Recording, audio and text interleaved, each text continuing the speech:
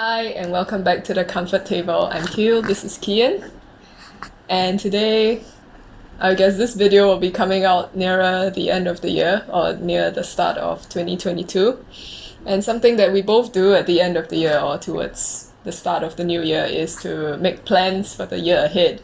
And one way that we do it is to plan journals or schedules.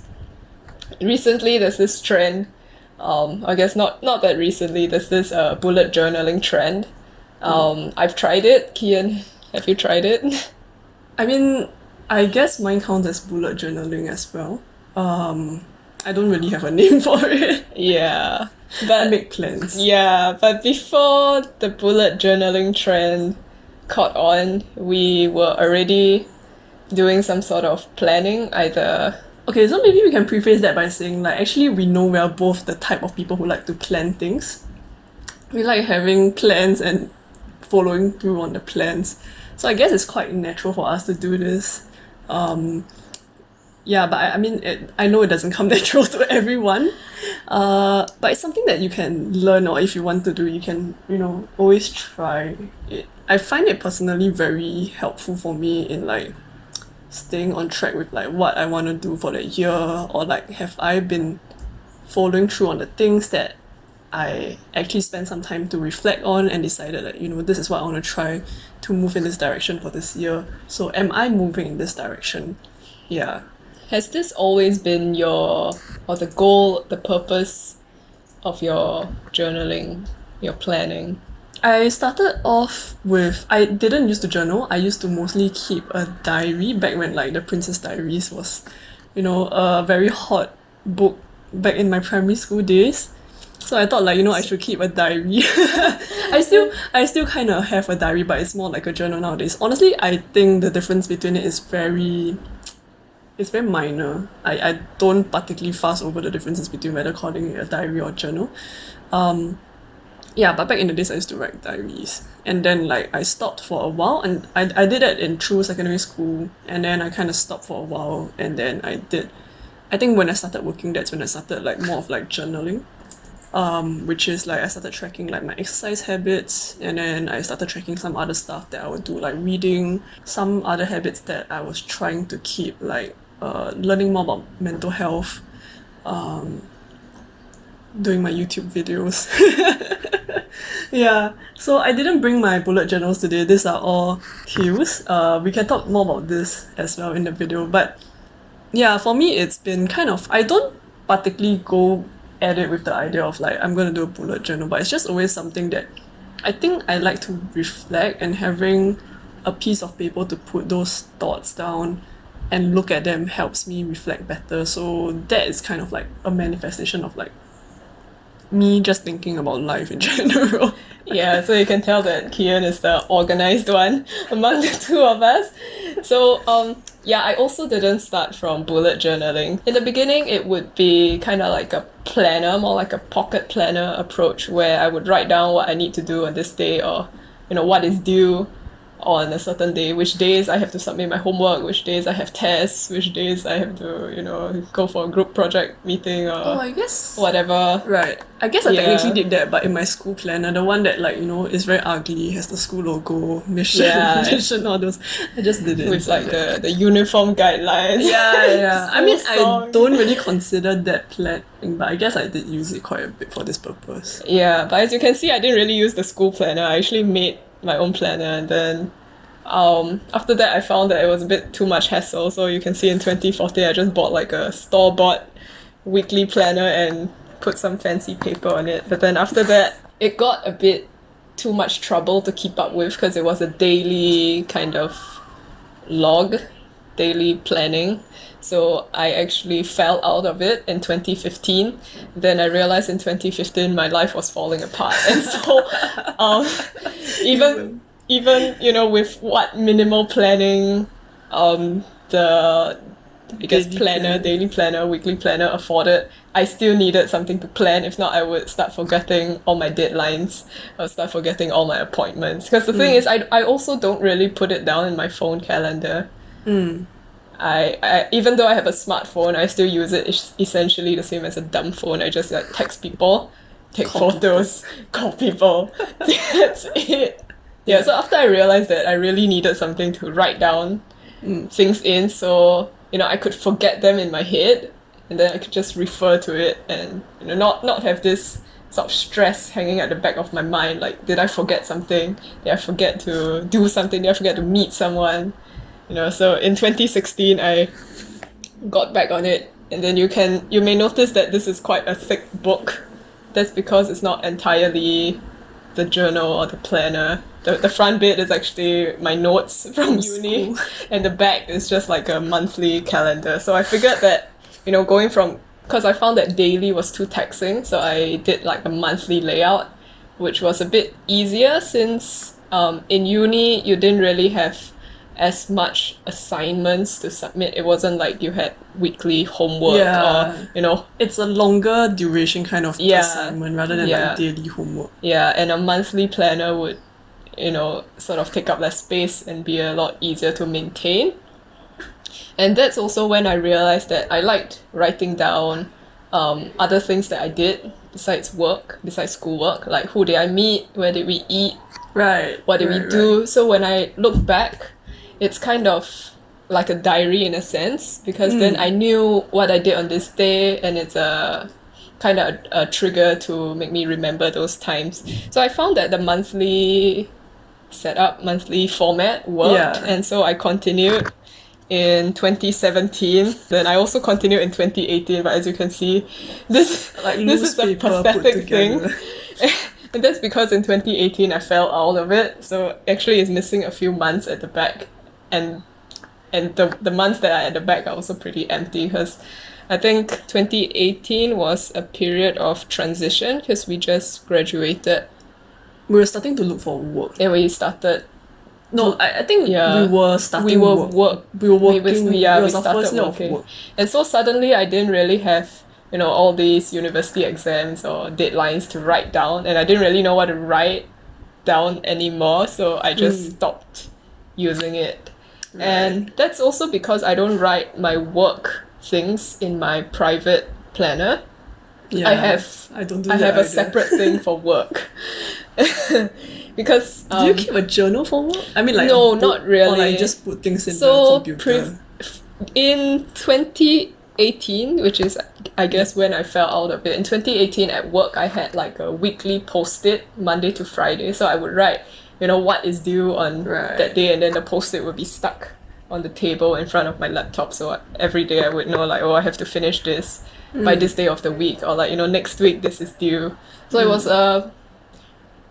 it was kind of back to the secondary school or JC times when I had more frequent like more work like a daily setup. Yeah, more of a daily setup. But the thing is, it was for work. It wasn't for my personal events. So that's why my personal planner kind of suffered and deteriorated. Yeah, but it was also around that time when I started seeing this like bullet journaling trend on YouTube and on Instagram. I guess like we were discussing this before the video. We wanted to show a bit of like what our bullet journals look like, because I think the ones on YouTube are very aesthetic, and I think like for it to work, it doesn't necessarily have to look nice. I mean, I think you shouldn't hate it, but because it's quite difficult to work with something that you don't like. But like, it doesn't have to be like super pretty or super aesthetic. And if that's something that's like stopping you from utilizing a bullet journal in any way, if you want to, I think like I just want to share that you can just do with something very functional. I just have like boxes. Yeah, because essentially the bullet journaling method is just an organizational method. It's not really an aesthetic. It doesn't have to have an aesthetic purpose. Yeah. Or like, you could do it either way, right? Or you could do it purely for the aesthetic purpose and you don't care about the planning. Yeah. But I guess like, me being more of like a planning type, I like to use it for the functional aspects of it, and like, to me, aesthetics is the add-on, the sprinkled on. Yeah, but it was around like, I guess 2018 when I started noticing all these like bullet journals online. And then I would send it to my friends. This layout looks so cool. This I didn't know planning could look so nice. You like the aesthetics? I do like the aesthetics because before that, my experience with planners was just, school planners. It felt very functional. I Yeah, it guess. was very functional. So for the first time, I saw how do you put this? There's value in beauty, Yes. even if we don't like to admit it as a society. That's true. So I guess my friend finally got fed up with me sending her so many pictures. She finally got me a bullet journal. I guess it's just a plain dotted notebook, and in this I started, the aesthetic Bullet journaling. So I had like monthlies and a weekly, and then I realized that it worked. The weekly tasks worked. However, I didn't really have that many tasks to do weekly. So subsequently, I just did monthly, and it kind of worked, I think. You didn't really need to use it. Yeah, because whatever, recurring weekly things that I did, I could just put it in the monthly. And as usual, because at work I keep a separate tracking for my tasks, so I didn't really write it down on my daily things. And so in this year, 2021, and next year, 2022, I have been using a monthly planner from Muji. So this is for the appointments, I guess, and things I do. But I have a separate book for so-called like habit tracking or whatever trackers that I want to do. Right. So for bullet journaling, usually you see, the dailies or the monthlies and the trackers all in the same book. But for example, in like the Traveler's Notebook or the Hobonichi, it's more common to have separate books. And I think the separate books works better for me. How do you feel about having it in separate books? So I actually have, I think, 4 books. So like they're not all bullet journals per se. I currently use like 4 notebooks for like a few different purposes. The first one is one that is like for my body related like habits. So it started off in around 2018 first as an exercise tracker because I wasn't really exercising. I could feel at the point in time that I was getting old, even though I wasn't that old. I could feel like I needed to exercise. So that was me trying to like get healthy. So the body journal started as that, and then after that it slowly evolved to also have things like my meditation. So I do daily meditations, and I'll record like whether it's a guided or an unguided meditation, and whether like how long I do it for. And I think after a while I started adding in like my menstrual cycle as well, just to see how it syncs up with my mood. So that's why I kind of call it a body journal. It's a lot of like body related things. And then the second one is kind of more of a habit tracker of sorts. So there is a daily like calendar. It's kind of like the idea of like you just crossed off the same habit that you've been doing, and it looks nice and it motivates you to like keep doing the habit because you're like, oh, I've crossed off so many of these days. So using that, I track like when I journal, which is once a week, when I watch like my mental health videos. Yeah, and then there's like also monthly portions like me reviewing like my investment proportions, me tracking whether I've been spending time with my friends because I'm pretty bad at it. And then last year, or rather this year, 2021, I wanted to do like try something new every month. So there was a checkbox for like whether I've tried something new that month and what did I think about that thing that I did. I also used to use it to track like what books I've read. Then I also use it to track like whether I've been doing my videos on my main channel. To me, it's kind of like it's not fixed, but it just keeps adding along the way. So that's the second one. The third and fourth journals are kind of like chapalang, like how do you translate that? They're kind of like miscellaneous random journals. So one was like half a set of like lyric translations, and then like the other half of it is all my financial like planning.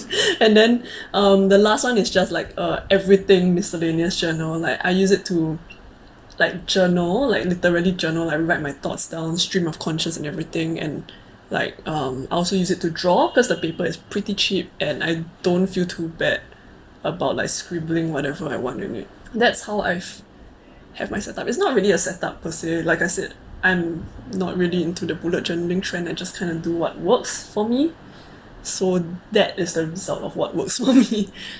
I think one thing that I didn't mention, and I think it's different from yours, is that I also have quite a few dedicated things in my phone. I have quite a few dedicated like to-do lists on my phone, and also like my calendar is I schedule stuff in my calendar, like when I need to do stuff. It's kind of like a timetable that I set for myself. So as you can see, Kian's setup method is pretty functional.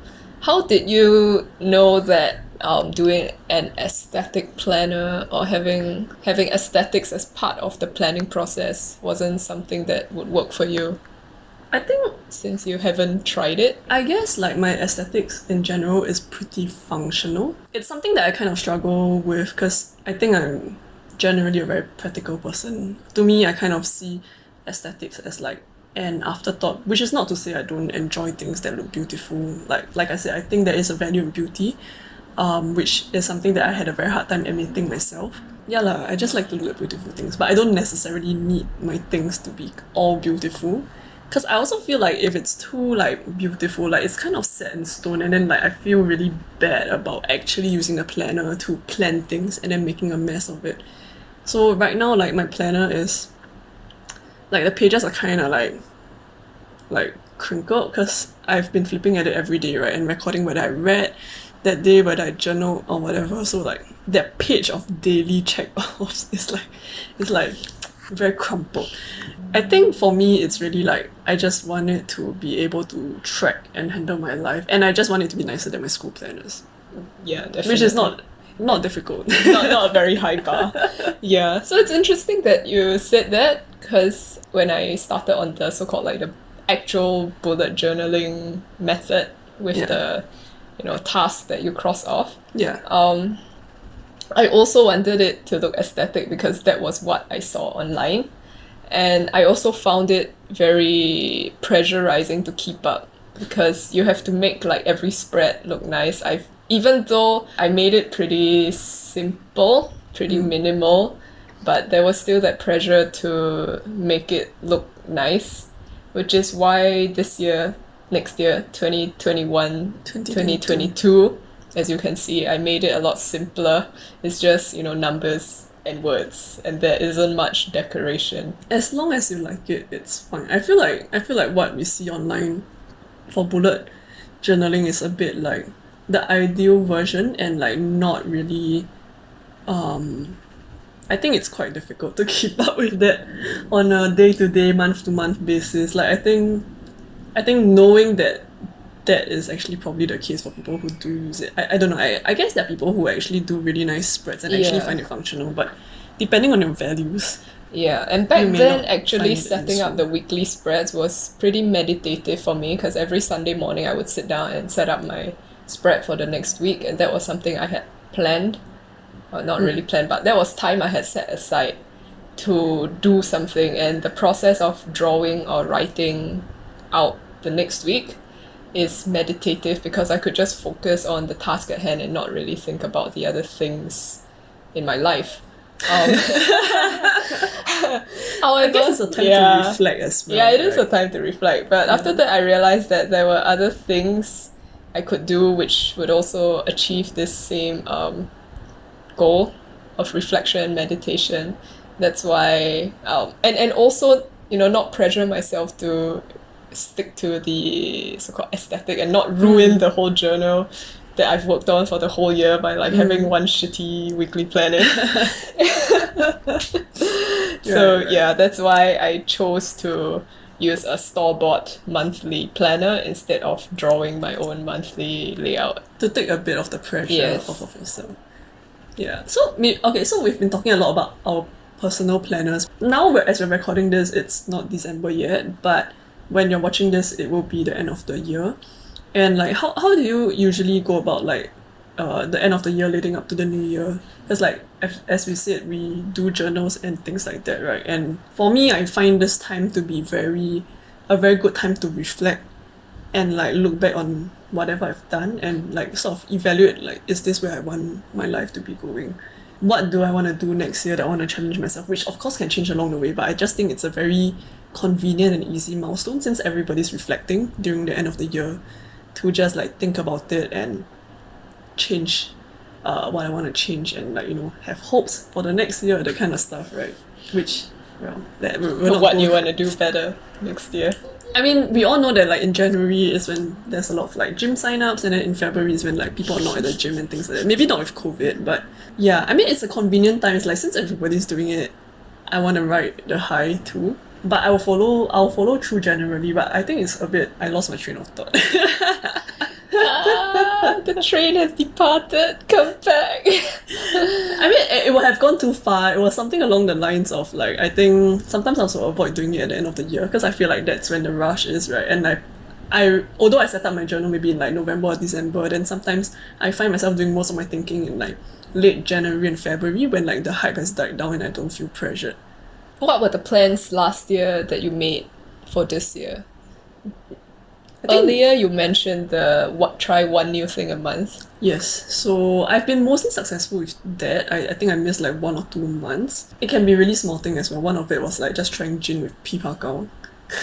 Yeah, so like try one new thing was one because I felt like especially with COVID during that period, I think I was doing a lot of like familiar and comforting things, but I think like I wasn't really growing by doing that, so I wanted to try new things where like I feel like I could fail because also that was an area that I wanted to explore. I don't really do most of my reflection on new like habits or whatever at the start of the year or when I actually do the journal, like when I actually write the journal.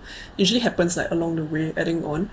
Like I started my depth year in April this year, and it's gonna finish like in 2022, right, in April. So it's mostly like about going deeper, not wider. Sort of entailed a bit of like no buy as well, and then like you kind of have a no buy year. Yeah, so 2021 is my no buy year. I mean, not completely no buy, it's just no buying new things. So replacement only. Similar to, appreciating what you have in more depth. To me, the journal gives me a structure that I can like, because I know I already have like all these things put down on the page, I feel comfortable taking on new things that I want to try, like for example depth here or all that. And I know that like with the setup that I have, like whether daily trackers or monthly check, like what's that, you check off the to-do list and all that, right? It's like a very comfortable system that I'm familiar with, that I know I can just add things to without feeling too overwhelmed. And like it's easy for me to see like if I'm feeling overwhelmed, I have this many tasks, I can cut off some of them. Yeah. So it really helps to visualize what you have on your plate when it's all written down in front of you. And it's also interesting that you mentioned your depth year started in April, because it seems like the general consensus, or I guess the general movement, is that new year, new resolution, you must start, at the start of the calendar year.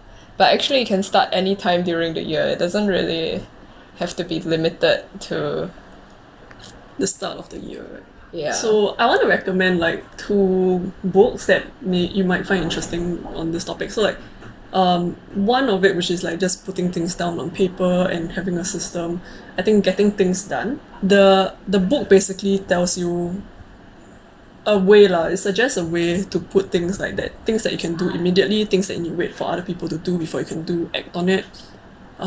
Things that you maybe want to do, that's a different list, and like how you can actually like go about doing all these things. So if you like to check off stuff or you want to check off stuff, that's a very good method. It also teaches you how to use a calendar. Another one about the starting things one, When by Daniel Pink, is a very good book. So like it's also very interesting in general, but like one idea from it, that as you were saying that about you don't have to start things at the start of the year. It was actually saying that like when you start things is sometimes a very important question to ask, not just like how you start things or what do you want to start.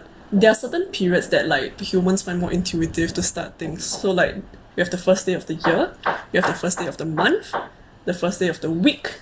You also have important anniversaries like your birthdays, your significant other's birthdays, or your family members' birthdays, and so on, right? So if you add it up, it amounts to more than half a year, like definitely.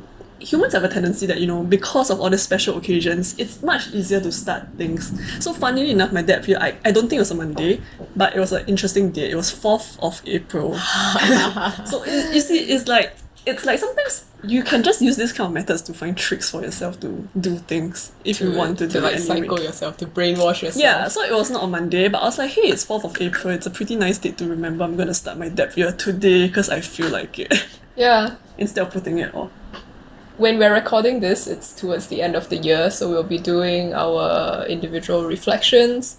about what we hope to achieve in the next year. And we're saying this even though, we just covered that, that you don't really have to start things in the new year. But, it just so happens It's a convenient time. It's a convenient time. A lot of people are resting. Yeah. And things are winding down towards the end of the year at work because there's a lot of holidays. Work doesn't really progress. People clearing leave. It's just a good time in general to reflect. So what are some of your hopes and aspirations, or some of the new challenges you would like to try next year? Please let us know. And if you do also plan, maybe you can share a bit with us, like how you do it, and like whether there's any books or videos you recommend that we can check out, because it's always very interesting to find out like how other people plan and see whether there's anything else that like we can incorporate into whatever we're doing. Because like what we've said, right, it's quite an iterative journey. You just keep changing as you learn new things, and you find out better what works for you. And part of that is really just going out there and searching, hey, what do other people do, right? Yeah. And something that we hope in putting up this video is to show that your planner or your journals don't really have to look nice for other people. They just need to work for you, and that's all that matters, really. Yeah. Because you are the one using it. Correct. And like although I come from a bit more of a functional perspective, maybe a bit more of a response to the fact that there's a lot more aesthetic journals out there than there are non-aesthetic ones. Like I said, we're not a bujo and this is not a plan with me video. Yeah. So I think that's all for today's video. Thanks for watching. Bye.